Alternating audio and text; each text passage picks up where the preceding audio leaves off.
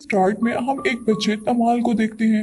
हाँ, उसके अंकल उसे सेक्रीफाइसेस के बारे में बता रहे थे कि विदाउट सेक्रीफाइस इंसान जिंदगी में कुछ भी अचीव नहीं कर सकता। उसके बाद वो तमाल को एक खास मकसद के लिए समुंदर में हैरिस के पास भेज देते हैं। ये रीजन एक मिस्ट्री है जो मूवी के आगे जाने पर हमें पता चलेगी। इधर से जाते हुए तमाल के अंकल उसे एक स्कॉर्पियन नेकलेस देते हैं। इसके बाद हम एक मैरिड कपल को देखते हैं, कहीं आउटिंग के लिए आए हुए। वो लोग यहाँ नई नई चीजें देखते हैं, पार्टी करते हैं और बीच पर भी जाते हैं। यहाँ बीच पर स्विमिंग करते हुए कोई अननोन क्रिएचर पर अटैक कर देती है। इसकी वजह से वो लोग बहुत ज्यादा इंजर्ड हो जाते हैं। लोग अपने इस ट्रिप के हर मोमेंट की वीडियोस बना रहे थे। उसी के अंदर ये इंसिडेंट भी कवर हो जाता है। ये वीडियो बहुत तेजी से इंटरनेट पर वायरल हो जाती है। बाद हम डॉक्टर स्काइलर को देखते हैं जो अपने फैंस से बातें कर रही थी और उनके फैंस भी इसी वीडियो के बारे में उनसे क्वेश्चंस कर रहे थे कि क्या ये रियल है और फेक। हाँ, वो उनसे कहती हैं कि ये वीडियो बिल्कुल फेक है। इसके बाद स्काइलर भी उसी ओशन यानी समुद्र पर किसी और चीज की रिसर्च के लिए जाती है जिस समुद्र में वो इंसिडेंट हुआ था। दूसरी तरफ हम टमाल के साथ दूसरे बच्चों को भी फिशिंग प्लेटफॉर्म पर देखते हैं। हाँ, बहुत ज्यादा काम करने के बाद भी लीडर उनसे खुश नहीं था और उनको बहुत ज्यादा टॉर्चर करता था। ये चीज तमाल को गुस्सा दिलाती थी। के बाद हम दोबारा स्काइलर को देखते हैं जो अपने लिए एक गाइड जैक को हायर करती है। क्योंकि वो यहाँ हिस्ट्री ऑफ मेरिन लाइफ पर रिसर्च करने आई थी, इसीलिए वो जैक को समुद्र के एक खास पॉइंट तक ले जाने का कहती है। इन जैक यहाँ कहता है कि पहले मैं यहाँ अपने फ्रेंड से मिलूंगा। अब क्योंकि स्काइलर के पास दूसरा ऑप्शन जो नहीं होता, इसीलिए उसे जैक की बात माननी पड़ती है। जब फिशिंग प्लेटफॉर्म पर सारे फिशिंग कर रहे थे तो उनके ट्रैप में अननोन क्रिएचर आ जाती है जिसने पहले कपल को मारा था और अब इन बच्चों को इस क्रिएचर के बारे में पता नहीं होता। क्रिएचर एक बच्चे को पानी के अंदर खींच लेती है। सब लोग मिलकर बहुत मुश्किल से उस बच्चे को बचाते हैं। हैरिस ये सब कुछ दूर से देख रहा था और जब बाकी लोग इस बारे में बताते हैं तो हैरिस उल्टा उन्हीं बच्चों को डांट देता है। इसी दौरान यहाँ पर जैक आ जाता है जिसके पास गन भी थी। उसके यहाँ आने से हमें पता चलता है कि वो भी एक स्मगलर है। यहाँ हम तमाल और उसके दोस्त को देखते हैं। तमाल का फ्रेंड उसे प्लेटफॉर्म में नीचे की तरफ ले आया था। उसे आज रात का यहाँ से निकल जाने का प्लान बताता है, लेकिन तमाल कुछ भी कहे बगैर वहाँ से चला जाता है। और जब तमाल ऊपर की तरफ आता है तो उसे वहाँ पर स्काइलर की बोट नजर आती है और वो स्काइलर से रिक्वेस्ट करता है कि मुझे यहाँ से निकाल कर ले जाओ। उससे कहता है कि मैं यहाँ और दिन बिल्कुल भी नहीं रहना चाहता। स्काइलर उसे कहती है कि तुम यहाँ इस बारे में अपने हेड से बात करो। जब खुद स्काइलर भी हैरिस के एक आदमी से बात करती है वो भी उसे कोई जवाब नहीं देता। दूसरी तरफ स्काइलर देखती है कि जैक और हैरिस किसी बात पर लड़ रहे हैं और हैरिस जैक से पैसे मांगता है। जैक उसे देने से इनकार कर देता है। हैरिस अपने एक आदमी से कहता है कि बोट को अपने कब्जे में ले लो। जैक जल्दी से उन लोगों पर गन पॉइंट करता है, अपनी बोट को लेकर वहां से चला जाता है। बच्चों का लीडर जो बच्चों को बहुत ज्यादा टॉर्चर करता है उसे तमाल के फ्रेंड के यहाँ से भागने का प्लान पता चल जाता है, इसीलिए वो अब उसे मारने की कोशिश कर रहा था। वो लड़का अपने डिफेंस में उसी आदमी को इंजर्ड कर देता है और फिर इस समुद्र में गिरा देता है। पानी में उस क्रिएचर ने उस आदमी का हाथ खा लिया था। फिर वो लड़का जिसने उसे पानी में गिराया था जल्दी से हैरिस और उसके आदमी के पास जाता है, लेकिन हैरिस का वो आदमी बहुत गुस्से में था और अपने हाथ में पकड़ा हुआ वेपन बच्चे के फेस पर मारकर उसे इंजर्ड कर देता है, जिससे वो लड़का बेहोश हो जाता है। दूसरी तरफ स्काइलर हैरिस की रिपोर्ट एक पुलिस ऑफिसर को करती है। हाँ, वो पुलिस ऑफिसर उसकी बात पे ध्यान नहीं देता और जैक को कहता है कि वो जल्द ही इसके पैसे वापस कर दे। इधर ही कल्चरल फंक्शन पर स्काइलर एक लड़की को देखती है और उसे लगता है कि वो उसकी मिसिंग डॉटर है, लेकिन उसके पास जाने पर उसे पता चलता है कि वो बच्ची कोई और है। देखकर वो बहुत ज्यादा अपसेट हो जाती है। दोबारा तमाल और उसके फ्रेंड को दिखाया जाता है जिसको हैरिस के आदमी ने मारा था। हालत बहुत ज्यादा खराब थी। वो तमाल को एक नाइफ देता है, कहता है कि तुम यहाँ से भाग जाओ। कहते ही वो मर जाता है। फ्रेंड की डेथ से तमाल बहुत ज्यादा इमोशनल हो गया था। यहाँ वो अपने आप से प्रॉमिस करता है कि वो अपने फ्रेंड का बदला जरूर लेगा। इधर अब हम दोबारा जैक और स्काइलर को देखते हैं, जहाँ जैक जानता था कि स्काइलर तमाल को वहाँ से निकालना चाहती थी, इसीलिए वो ऑफर करता है अगर वो कुछ पैसे दे दे तो उसकी हेल्प जरूर करेगा।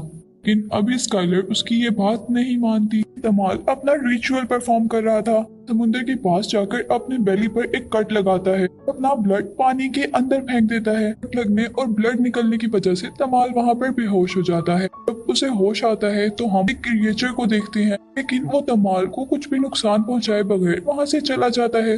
मूवी में अब हम स्काइलर को रिसर्च करते हुए देखते हैं, जहां उन्हें समुद्र में से एक डेड बॉडी मिलती है। वो फिशिंग प्लेटफॉर्म के एक आदमी की थी। बॉडी की हालत बहुत ज्यादा खराब थी। यहाँ स्काइलर अब उस डेड बॉडी के बारे में पता चलाना चाहती थी और साथ ही तमाल और बाकी बच्चों को भी बचाना चाहती थी, और इसीलिए वो फिशिंग प्लेटफॉर्म पर जाने का फैसला करती है। जैक की पैसों वाली कंडीशन भी मान लेती है। अरे रात में जब तमाल का एक और साथी वॉशरूम में जाता है, तभी वो क्रिएचर उसे भी पकड़ कर मार देती है।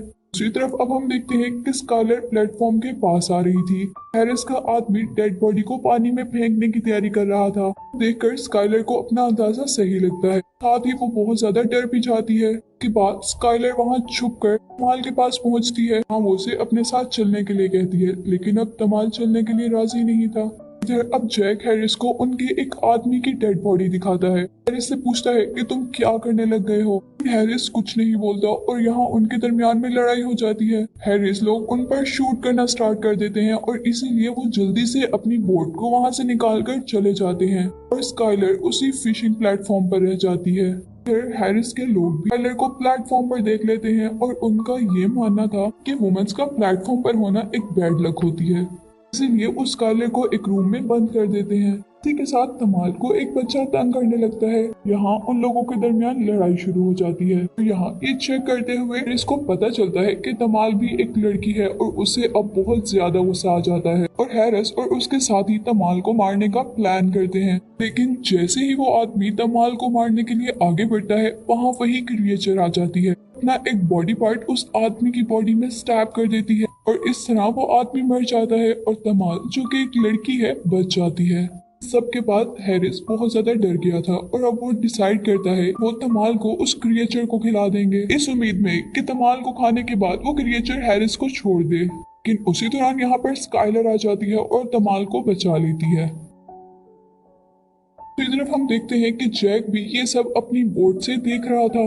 उसे कुछ समझ नहीं आ रहा था कि यहाँ पर क्या हो रहा है। बाद अब हैरिस तमाल को मारने के लिए आगे बढ़ रहा था, लेकिन इतने में ही वहाँ पर वो क्रिएचर आ जाती है। यहाँ अब हम उस क्रिएचर को पूरी तरह देख पा रहे थे। वो एक स्कॉर्पियन था।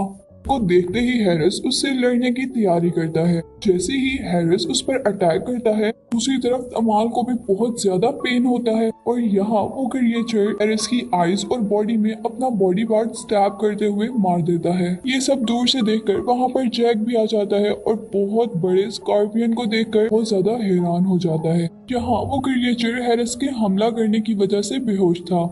इसकी वजह से वो कोई मूवमेंट नहीं कर रहा था। इसी चीज को देखते हुए बहुत एहतियात से वहाँ पर जैक और उसका साथी आ जाते हैं। यहाँ जैक स्काइलर के पास जाता है और पूछता है कि इसे किसने मारा है। स्काइलर से बताती है कि ये मरा नहीं है, सिर्फ बेहोश है। ये सुनते ही जैक बहुत ज्यादा डर जाता है और वो स्काइलर को वहाँ से निकालने की कोशिश करता है। तमाल वहाँ से जाने से मना कर देती है। इसके बाद जैक उस क्रिएचर को बांध रहा था ताकि पूरी दुनिया में दिखाकर वो पैसे कमा सके। स्काइलर के मना करने के बाद भी जैक उसे बांधता रहता है। जब वो लोग तमाल को लेकर वहाँ से जा रहे होते हैं, उस क्रिएचर को भी होश आ जाता है।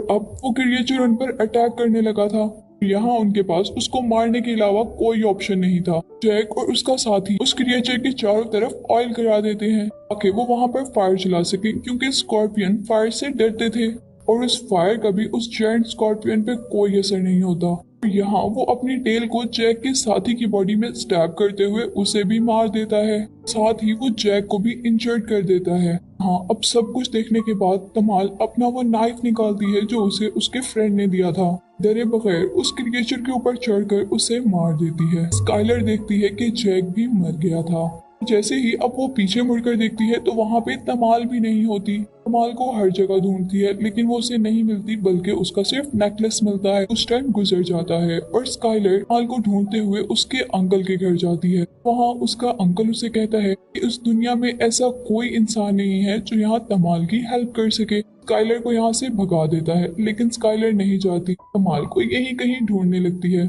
और तमाल के मिलने पर वो उसके पास जाती है, लेकिन वहाँ की सिचुएशन देखकर वो हैरान और परेशान हो जाती है कि यहाँ तमाल ने उसके सामने ही एक स्कॉर्पियन को बर्थ दिया था।